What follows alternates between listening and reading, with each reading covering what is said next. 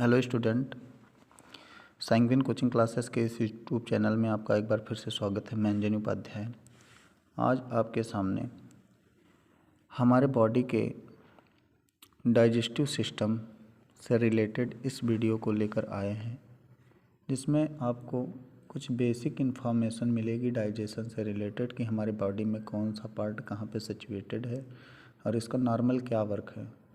और after the second part, इस part के बाद मैं सेकंड पार्ट में आप लोगों को नए क्रम से क्लास 10th का और क्लास 11th का सिलेबस अपलोड कर दूंगा ताकि आप लोगों को नोट्स बनाने में भी हेल्प हो। तो आज हम बस इसके बेसिकली इसके कुछ पार्ट्स को जानेंगे और इसका यूज क्या होता है इसके बारे में जानेंगे।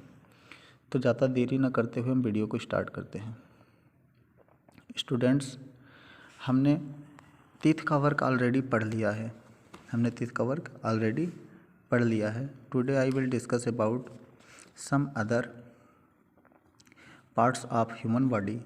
दांत का काम क्या होता है? भोजन को चबाना, चीरना, फाड़ना न। उसके बाद क्या होता है? हमारे टंग का वर्क होता है, लेकिन टंग का वर्क मैंने अभी नहीं बताया आप लोगों को। तो आज मैं टंग के आगे देखते होंगे कि जब हम लोग भोजन करते हैं या खाते हैं तो हमारे मुख में पानी आ जाता है, जिसको हम बोलते हैं स्लाइवा यानी लार। जो हमारे मुख में लार आता है उसको वो कौन से ग्लैंड से आता है? हमारे सलाइवरी ग्लैंड से आता है। ओके, वो हमारे सलाइवरी ग्लैंड से आता है। तो सलाइवरी ग्लैंड जो होता है वो ह्यूमन बीइंग्स में 3 पेयर में होता है, मतलब 3 सलाइवरी ग्लैंड्स होते हैं। फर्स्ट क्या होता है? सबलिंगुअल। फर्स्ट हमारा है सबलिंगुअल एंड सेकंड है सबमैंडिबुलर एंड थर्ड है पैराटोइड। ये पैराटोइड जो ग्लैंड है ये क्या होता है? इससे लाइसोजाइम एंजाइम निकलते हैं। ये जो हम सांप होते हैं, ये सांप में विष बनाने का भी, पॉइजन बनाने का भी वर्क करता है। तो सलाइवरी ग्लैंड जो होते हैं, लार ग्रंथियाँ, ये क्या करते हैं? भोजन को यानी इसके हार्ड सब्सटेंस को सिंपलर सब्सटेंस में कन्वर्ट करके फूड को डाइजेस्ट करने में या फूड के पार्टिकल्स को ब्रेक डाउन करने में हेल्प करते हैं। अब कैसे करते हैं मैं उसको अगले वीडियो में आपको समझाऊंगा। अभी तो बस इतना ही जानते रहिए कि सलाइवरी ग्लैंड्स जो होते हैं वो 3 टाइप के होते हैं: sublingual, submandibular and parotid gland.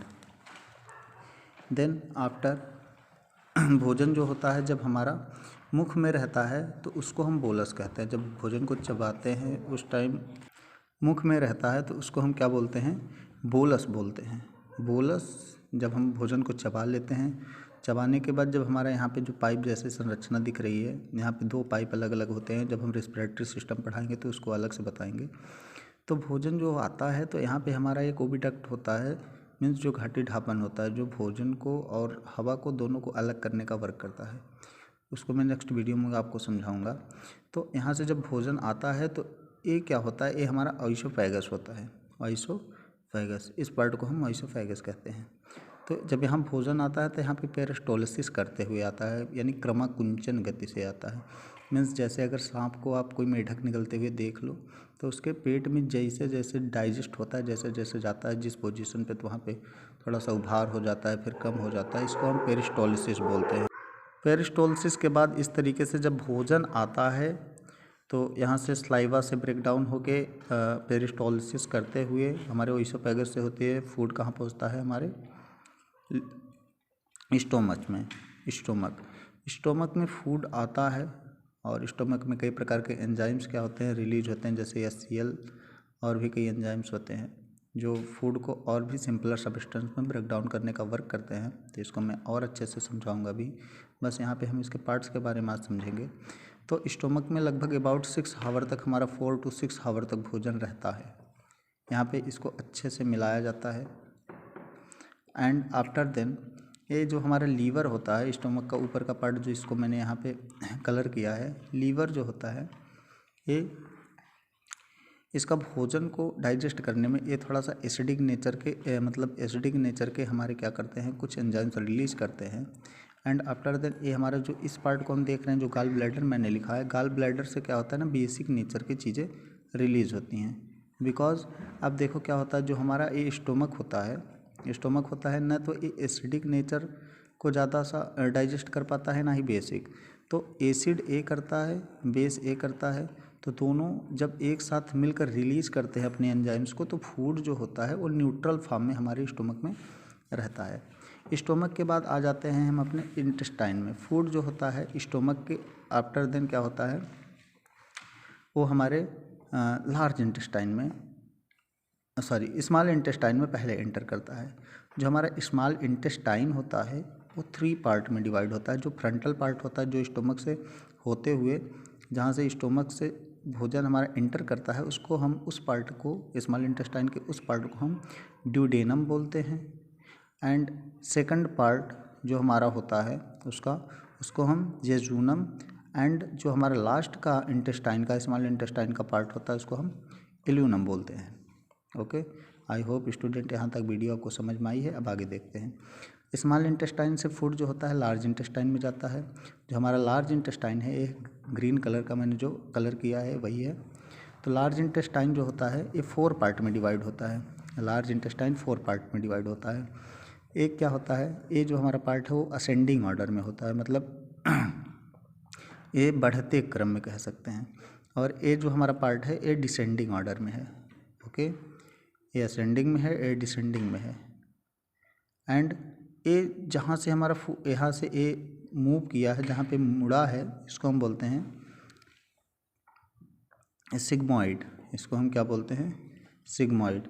और ये जहाँ पे मैंने यहाँ पे घुमा के दिखाया है, इसको हम बोलते हैं रेक्टम। मतलब भोजन जो होता है स्मॉल इंटेस्टाइन में पूरी तरीके से डाइजेस्ट होने का वर्क करता है। हमारा फूड जो होता है, मतलब यहाँ से तो कुछ, मतलब यहाँ जैसे हमारी स्टार्टिंग में कुछ कार्बोहाइड्रेट, प्रोटीन्स, ये सब जो होंगे वो अलग अलग सब्सटेंस में टूटेंगे, डाइजेशन का वर्क होता है। लेकिन पूरी तरीके से भोजन जो होता है हमारा इसमें, यानी हमारे स्मॉल इंटेस्टाइन में क्या होता है, वो डाइजेस्ट होता है। इसमें एक माइक्रोविली पाया जाता है, छोटे छोटे ऐसे रसांकुर पाए जाते हैं, जो क्या करते हैं, फूड को रोकने का काम करते हैं। और फूड जब तक वहाँ पे स्टे रहता है तब तक हमको भूख नहीं लगती। उसके बाद क्या होता है, ये सिग्मॉइड जो होता है यहाँ पे भोजन को अवरुद्ध करने यानी रोकने का काम, सॉरी रेक्टम क्या करता है, अवरुद्ध करने का काम करता है। एनस जो होता है ये हमारे एक्सक्रीटरी मटेरियल्स जो होते हैं यहाँ पे स्टोर होकर फिर हमारे एक्सक्रेशन के थ्रू बाहर निकल जाते हैं, जो अनडाइजेस्टेड फूड मटेरियल होते हैं। तो लार्ज इंटेस्टाइन जो होता है, स्मॉल इंटेस्टाइन के बाद जब लार्ज इंटेस्टाइन में फूड इंटर करता है, तो यहाँ पे लगभग भोजन पूर्ण रूप से 99% यहाँ पे इसका पूरा डाइजेशन हो जाता है। आफ्टर देन जब स्मॉल इंटेस्टाइन में इंटर करता है, तो यहाँ पे मैक्सिमम जो मिनरल्स होते हैं, विटामिन्स होते हैं और वाटर, इन सब चीज़ों का डाइजेशन होता है। यू नो दैट कि पानी को डाइजेस्ट होने में हमारे बॉडी में 0 सेकंड का समय लगता है। ओके, अब यहाँ पे मैंने एक स्मॉल फिगर शो किया है, इसको पेनक्रियाज बोलते हैं। पेनक्रियाज जो होता है हमारे बॉडी में पेनक्रियाटिक जूस को ये क्या करता है, सिक्रीट करता है। पेनक्रियाज में क्या होता है, लैगर हैंस के सेल्स पाए जाते हैं, जिसमें अल्फ़ा बीटा, और अल्फ़ा बीटा करके यहाँ पे हमारे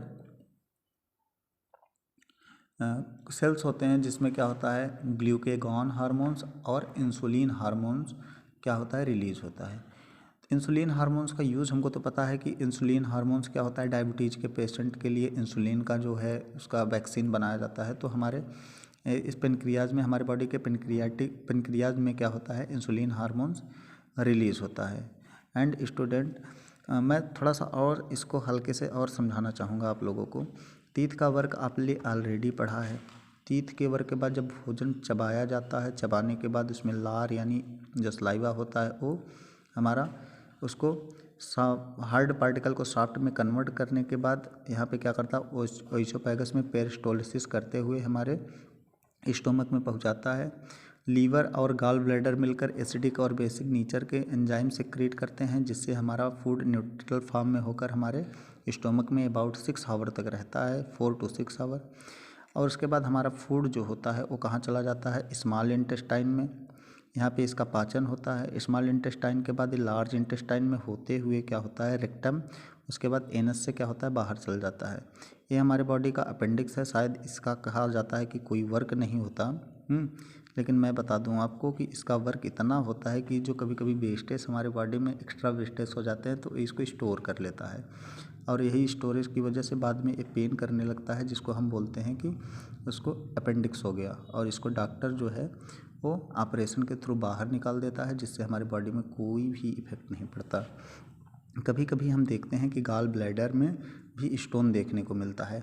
तो गाल ब्लैडर में स्टोन होने पे अगर प्रॉब्लम ज़्यादा है, तो अगर by the way gall bladder को कट करके निकालना पड़ता है, तो गाल ब्लैडर की वजह से अगर गाल ब्लैडर निकल गया तो हमारे बॉडी में जो होता है वो यहाँ पे गैस जो है बहुत ज़्यादा मात्रा में बनने लगती है, और हमारा फूड डाइजेस्ट होने में थोड़ा टाइम लग जाता है। तो मैं आपको इतना ही आज बताना चाहूँगा। मैं अगले पार्ट में हो सकेगा तो मैं हर चीज़ के बारे में थोड़ा सा डिटेल से डिस्क्राइब करते हुए कि मतलब ये सब क्या होते हैं, हाँ, तो इस पे मैं आपको एक नोट्स प्रोवाइड करूँगा और उसको समझाते हुए मैं वीडियो को आगे बनाऊँगा। आज के लिए बस इतना ही। आई होप आपको वीडियो पसंद आया होगा, तो प्लीज़ मेरे चैनल को शेयर, सब्सक्राइब और लाइक करना मत भूलिएगा। मिलते हैं अगली वीडियो में।